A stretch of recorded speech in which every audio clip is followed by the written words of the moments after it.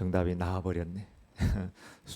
구두 수성공의 아들로 태어나서 학교는 겨우 9개월 다녔고 9살에 어머니가 돌아가셨고 22살에 사업에 했지만 실패하고 23살에 주의회에 출마했지만 낙마했고 24살에 돈을 빌려가지고 사업을 시작했는데 17년 동안이나 그 빚을 갚아야 했고 25세에 주의회 의원에 당선되었지만 27세에 신경쇠약과 정신분열증으로 입원을 했고 29세에는 주의장직에 34, 37, 39세 하원 의원에서 46세 상원 의원에서 47세에 부통령에 다 나갔지만 또 49세에도 상원 의원에 출마했지만 다 떨어졌습니다. 무려 공식적으로 그는 27번이나 실패한 사람이 되었습니다. 그러나 그는 51세에 미국의 16대 대통령으로 당선된 분입니다. 누구일까요? 누구일까요? 아브라함 링컨. 기도의 사람 아브라함 링컨. 미국의 사람들이 대통령들 대부분 좀 존경하는 편인데 가장 존경하는 대통령 중에 한 분, 워싱턴과 아브라함. 왜냐하면 그만큼 수많은 실패를 했더라도 그 실패에서 포기하지 않고 우리나라 어느 기업가가 이야기한 것처럼 시련은 있어도 실패는 없다 이렇게 하면서 끝까지 기도하면서 성공을 이루는 대통령이었기에 많은 사람들이 그렇게 존경하는 줄 압니다. 하나님께서 우리에게 새해를 허락하여 주셨습니다. 새로운 마음으로 시작하십시다. 우리에게 실패가 있다 할지라도 새해에는 또 새 은혜가 부어지는 줄 믿습니다. 하나님은 언제나 선하시고 우리가 행복하고 승리하고 성공하기를 원하세요. 우리가 자녀들을 낳아놓고 부모의 마음은 너만 행복하면 된다. 너만 잘 살면 된다. 이게 부모 마음이죠. 주님 우리에게 모든 것을 주시고 내가 행복하기를 원하는데 과거의 상처와 짐과 아픔들을 다 껴안고 과거의 실패에 묶여 있다면 그거는 하나님께서 원하시는 것이 아닙니다. 우리에게 새날을 주시는 것은 새로운 목표와 새로운 마음으로 달려가라고 새날을 주신 것입니다. 휴게소에 들어가서 책이 있어서 책을 한참 보는데 보니까 데일 카네기 책인데 인생에 성공할 수 있는 방법이 여러 가지가 나와 있는데 그 중에 하나가 뭐냐면 목표를 가지라. 근데 우리는 다 알고 있잖아요. 목표가 있으면 성공할 수 있다. 근데 카네기는 좀 다르게 얘기했더라고요. 데일 카네기는 분명한 목표를 가지면 성공할 수 있다. 분명한이라는 단어를 그 앞에 딱 써놨더라고요. 이렇게 두리뭉실한 목표가 아니라 분명한 목표.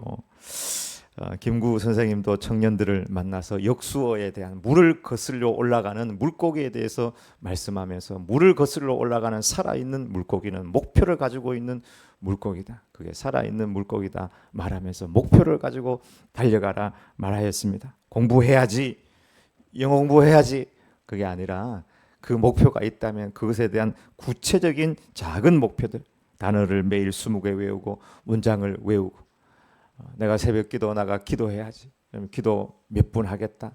어느 날 나가겠다. 분명한 목표를 가지고 나가면 성공할 수 있다고 말하고 있습니다. 사도 바울도 우리에게 말하였습니다. 빌립보서 3장 13절 14절 다 같이 읽어보겠습니다.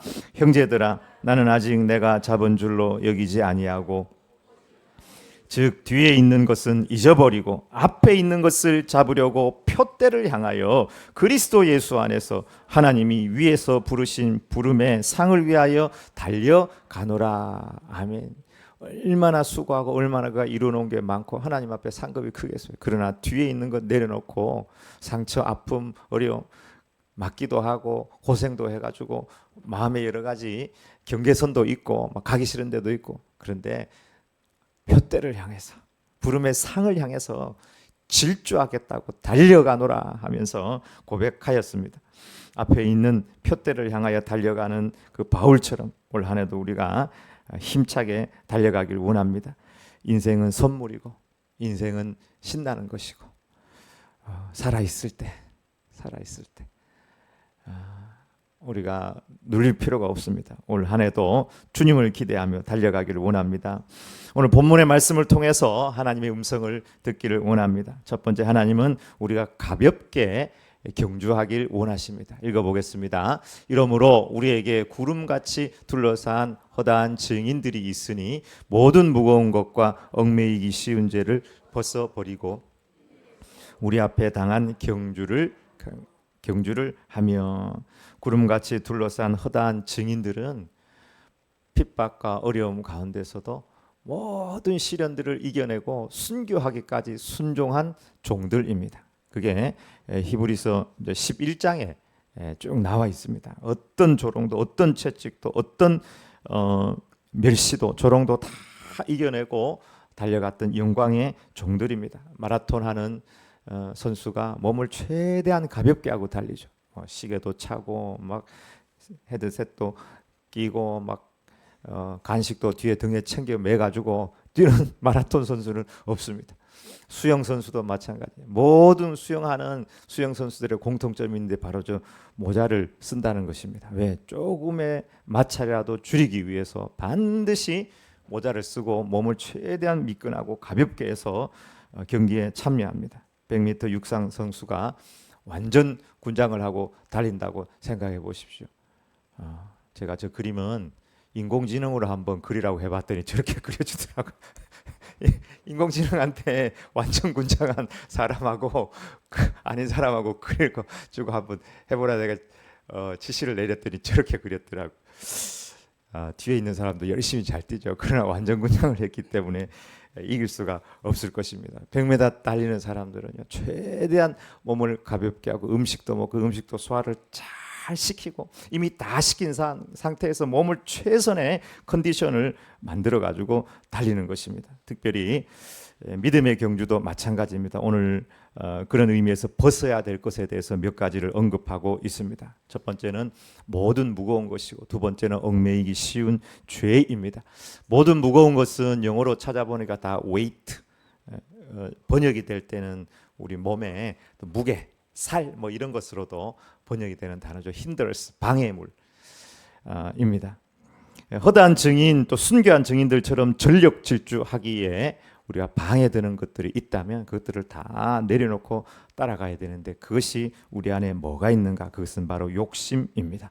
탐욕은 영적으로 볼 때 우리를 무겁게 하는 것입니다. 내 안에 욕심이 있으면 허다한 증인들처럼, 예수님처럼, 바울처럼 뛰어가기 힘들다는 거예요.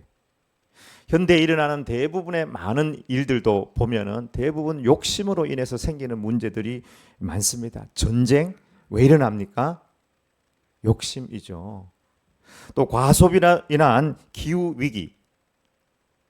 사실 이렇게 과소비 안 해도 되는데 마치 과소비 행복 경쟁하듯이 과소비하고 많이 쓰고 소비하면서 대량 생산, 대량 소비로 탄소 배출량이 점점 증가하면서 올 2024년도도 아마 작년보다 더 더운 해가 될 거다, 이렇게 예측을 하고 있더라고요. 또 부의 극심한 불균형, 경제 위기, 이런 부분들도 들여다보면 많은 부분 역시 욕심이 충돌하고 그 욕심을 채우려는 것에서 발생했다는 것을 보게 됩니다. 우리 사회가 사회주의 사회, 또 혹은 자본주의 사회인데, 그 자본주의와 사회주의의 그 밑으로 내려가 보면 근본적으로 인간의 탐욕이 자리하고 있지 않는가. 그래서 이 시대를 자본주의 사회주의 시대라기보다는 욕심으로 무겁게 된 시대라고 이렇게 명명하고 싶습니다. 우리 안에 특별히 욕심이 작용하면 몸이 무거워서 영적인 일들을 감당해낼 수가 없습니다. 욕심 때문에. 자연인을 여러분들이 아마 본 적이 있을 텐데, 저도 한번 보았는데 그분이 좀 충격적인 이야기를 해서 기억하고 있는 것이 있습니다. 출세도 성공도 다 뒤로 하고 자연으로 돌아가서 그분은 하루 한 끼만 먹더라고요. 하루 한 끼. 자연인으로 돌아가가지고 하는 말이, 욕심을 내려놓으니까 신과 함께하는 것 같다, 이렇게 얘기하더라고요. 예수 믿는 사람도 아니고 그냥 다 훌훌 벗고 저기 가서 욕심을 내려놓으니까 하나님이라 이야기는 안 했어요. 신과 함께 하는 것 같다. 하물며 하느님의 백성들은 말해서 못하겠습니까? 성경에서 주님을 따른다는 사람들 중에 실패한 사람들 보면 다 욕심 때문에 얼마나 많은 축복들, 위치들, 은사들, 직분들 다 보내버리고 또 불행한 삶을 살았는지 모릅니다. 명예 중에 명예라면, 우리 예수님 믿는 사람에게 있어서 최고의 명예라면, 만약에 12제자가 될 수 있다면 그만큼 귀한 명예와 직분이 어디 있겠습니까? 근데 가룟 유다는 그 귀한 12사도의 자리 욕심 때문에 예수님을 팔아버린 거예요.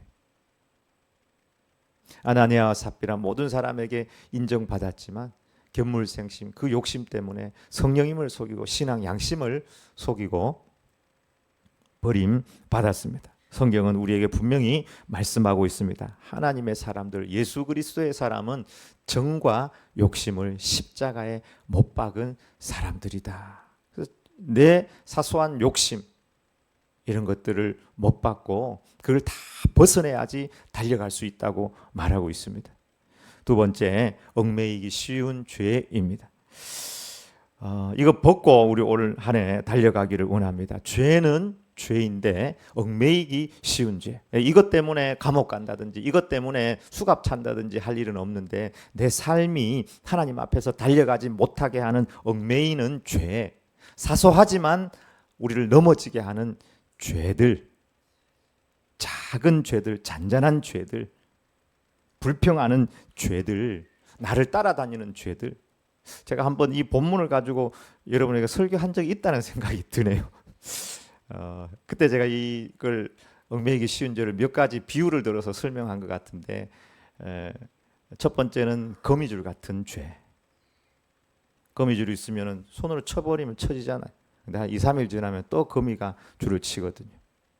내가 생각만 하고 작정만 하면 다 걷어버릴 수 있어요. 그러나 거미를 잡지 못하면 계속해서 거미줄이 쳐지는 그런 죄. 또 껌짝지 같은 죄. 여기 껌이 붙어 있어요. 뗐어요. 근데 여기는 뗐는데 여기 또 붙어 있네. 떼가지고 여기 붙었는데 여기는 붙어 있는데 여기는 없는데 여기에 붙어 있네. 뗄 수는 있는데 뗀 그곳에 또 붙어 있는 죄. 강아지처럼 나를 따라다니는 죄. 산책 나가면 우리 저녁이를 풀어놓으면 제가 가면 어디든지 다 따라오거든. 내가 방에 가도 따라오고 미국 가도 따라오고 일본 가도 따라오고 내 혼자 있어도 따라오고 어딜 가도 교회에 앉아 있어도 따라오는 그런 나를 얽매이게 하는 죄가 있을 수 있다는 것입니다. 그것은 사소한 거짓말일 수도 있고 잘못된 습관일 수도 있고 부정적인 마음일 수도 있고 불평하는 언어 습관일 수도 있고 시간을 낭비하는 나의 삶의 태도일 수도 있습니다. 이미 스마트폰과 영상에 빠져 있으면서도 그것을 깨닫지 못하면서 내 삶이 그것에 얽매여 살아가는 죄, 게임과 드라마에 빠져 있는 습관 등 이러한 사소한 것들에 의해서 우리의 성공과 실패가 크게 좌우된다는 사실입니다. 우리의 삶에 아름다운 결과를 맺으려면 우리의 생각과 우리의 행동이 변화되지 않는 한에는 열매는 기대하기 어렵습니다. 우리의 인생이 바뀌기를 원한다면 우리를 얽매이고 있는 생각과 행동을 과감하게 바꿔야 됩니다. 만약에 그것이 죄라면 더더욱 그래야 합니다. 여러분, 얽매이기 쉬운 죄가 무엇이 있을까요? 성령님께서 여러분에게 조명해 주시기를 축원합니다. 나에게는 어떤 얽매이기 쉬운 죄가 있는가? 부정적인 관점이 있는가? 그 작은 것 생각과 관점과 행동을 하나 바꿀 때 우리는 허다한 증인들처럼 경주할 수 있는 것입니다. 잠자는 시간, 일어나는 시간, 자꾸 미루는 습관, 초조하거나 두려움, 이미 그것으로 인해서 내 감정의 근육들이 굳어져 있는 내 마음, 하나하나 성령님께서 조명하셔서 올 한 해는 이 모든 것들을 벗고 달려가기를 원합니다. 내가 바뀌면 반드시 열매는 맺히게 되어 있습니다. 원래는 작은 것부터 실천하십시다. 큐티하는 습관은 최고의 습관입니다. 매일 하나님의 말씀으로, 작지만 그 말씀을 주야로 묵상하는 것이 복된 자라고 하였습니다. 최고의 복된 자. 아침부터 저녁까지 말씀 한 구절을 잡고 생각하며 묵상하는 위대한 습관입니다. 타인을 보고 환하게 웃어주고 환영해주는 웃는 습관, 그것도 굉장히 좋은 습관입니다. 다른 사람을 볼 때 그 사람의 좋은 점을 발견하고 칭찬해주는 습관, 이건 위대한 습관 중에 최고의 위대한 습관입니다. 황수환 박사님 돌아가셨지만 전도지 나눠주는, 전도하는 습관으로 그가 그것이 끈이 되어가지고 연세대 교수로 들어갈 수 있게 되었던 것을 간증해 들었습니다. 거울 앞에서 자기 얼굴을 보면서 산도적처럼 생겼는데 이 얼굴로는 안 되겠다 하면서 거울 앞에서 계속 웃는 연습을 해가지고 그 미소로 대한민국을 기쁘게 했던 웃음 박사가 될 수가 있었습니다. 분명한 목표를 가지고 얽매이기 쉬운 죄를 과감히 끊고 달려가기를 축원합니다. 두 번째, 이렇게 무거운 것과 얽매이기 쉬운 죄를 다 벗고 표대를 향해 달려가는데 오직 예수님만 바라보고 생각하며 달려가라고 말씀하고 있습니다. 한번 읽어보겠습니다. 믿음의 주요 또 온전하게 하시는 이인 예수를 바라보자. 그는 그 앞에 있는 기쁨을 위하여 십자가를 참으사 부끄러움을 개의치 아니하시더니 하나님 보좌 우편에 앉으셨느니라. 너희가 피곤하여 낙심하지 않기 위하여 죄인들이 이같이 자기에게 거역한 일을 참으신 일을 생각하라. 아멘. 신앙이라는 것은 한문으로 보면 믿을 신자에 우르를 앙자예요. 바라본다는 말입니다. 예배도 바라보는 거죠. 하나님을 바라보는 거고 조망하는 거예요. 기도도 하나님을 바라보는 것입니다. 신앙의 핵심은 주님을 바라보는 거예요. 르비딤과의 전쟁, 아말렉과의 전쟁, 르비딤에서 할 때 모세가 저 밑에는 전쟁이 일어났으니까 얼마나 속이 복잡하겠어요. 그때 그 복잡한데 아론과 훌과 함께 주님을 바라보는 거예요. 그때 주님께서 승리를 주셔가지고 아말렉을 다 물리쳐서 그곳에서 제단을 쌓고 그 제단의 이름이 여호와 니시라고 되어 있습니다. 그게 주 1번으로 표시가 되어 있는데 여호와 니시라는 뜻은 여호와의 나의 기, 나의 승리라는 뜻입니다. 근데 그 출애굽기 17장 16절 주에 보면은 하나님께서 대대로 아말렉과 싸우시리라. 앞에 주가 하나 더 붙어 있는데 주 2가 붙어 있어요. 여호와의 보좌를 향하여 손을 들었으니 이렇게 나와 있습니다. 기도는 하나님을 향해 손을 드는 것이고 예배는 하나님을 바라보는 것이고 전쟁이 있고 고통이 있고 아픔이 있고 시련이 있고 어려움이 있더라도 주님을 바라보는 것이 신앙이고 믿음입니다. 나의 영혼아 잠잠히 하나님을 바라라. 무릇 나의 소망이 그에게서 나오는 도다. 종이 상전의 손을 바라봄같이 여주인의 손을 바라보는 여종의 눈같이 우리의 눈이 여호와 우리 하나님을 바라보며 우리에게 은혜 베풀어 주시기를 기다리나이다. 성경에는 주님을 향하여 앙망한다는 말씀이 너무 많이 나와요. 시편에 특별히 많이 나와요. 목마른 사슴이 시냇물을 찾기에 갈급하듯이 내 영혼이 주를 찾기에 갈급합니다. 이것이 바로 신앙이고 믿음입니다.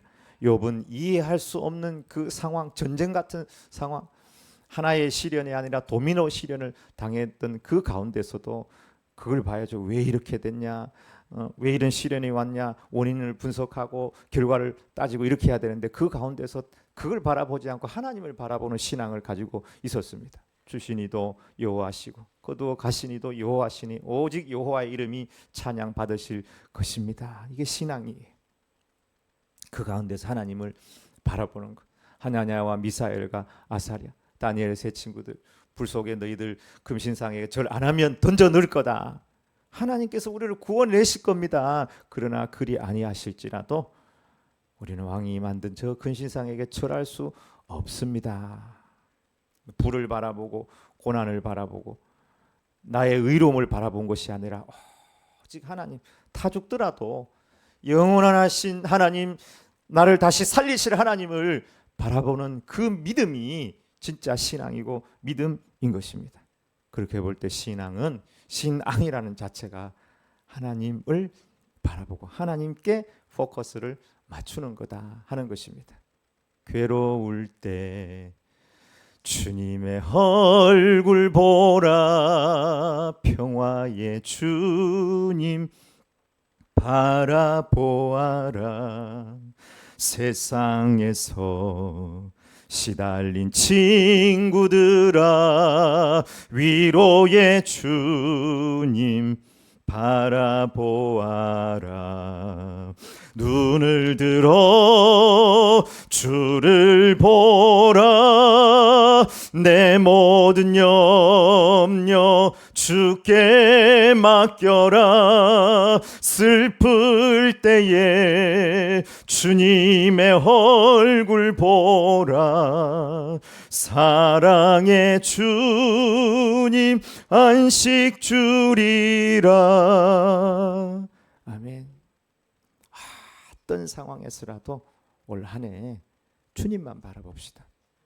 내 의도 아니고 저 사람의 흠도 아니고 전쟁도 아니고 고난도 아니고 가난도 아니고 내 아픔도 아니고, 건강해도 주님 부르시면 가야 되는 것이 인생입니다.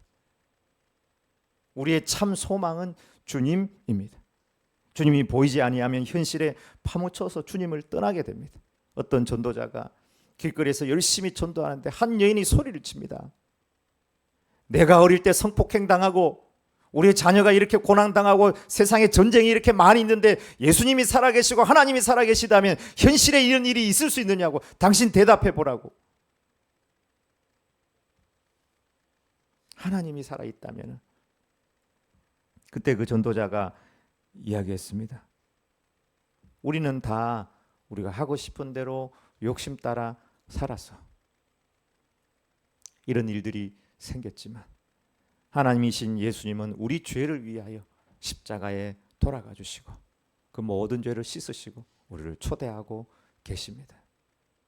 주님이 세상을 그렇게 만든 것이 아니고 우리가 그렇게 만들어 놓고 하나님이 없다는 것이 현실입니다. 왜? 주님을 바라보지 못하고 현실만 바라보기 때문입니다. 성자 어거스틴이 어느 날 꿈을 꿨는데 천국 문에 이르러서 천국에 있는 문지기가 당신은 누구십니까? 물으니까 어거스틴이 나는 예수 믿는 사람입니다. 근데 그 문지기가 하는 말이, 내가 당신을 보니까 당신은 예수님 믿는 사람이 아니요. 당신 머리에는 예수님을 믿는 사람의 말씀이 있는 것이 아니라 철학자의 지식이 당신한테는 가득 차 있어. 당신은 철학자일지는 모르지만 예수님 믿는 사람은 아니군요. 그래서 어거스틴이 그 꿈을 꾸고 깜짝 놀라 일어나서 굳게 결심했다는 것입니다. 그래, 나는 예수님 믿는 사람이지.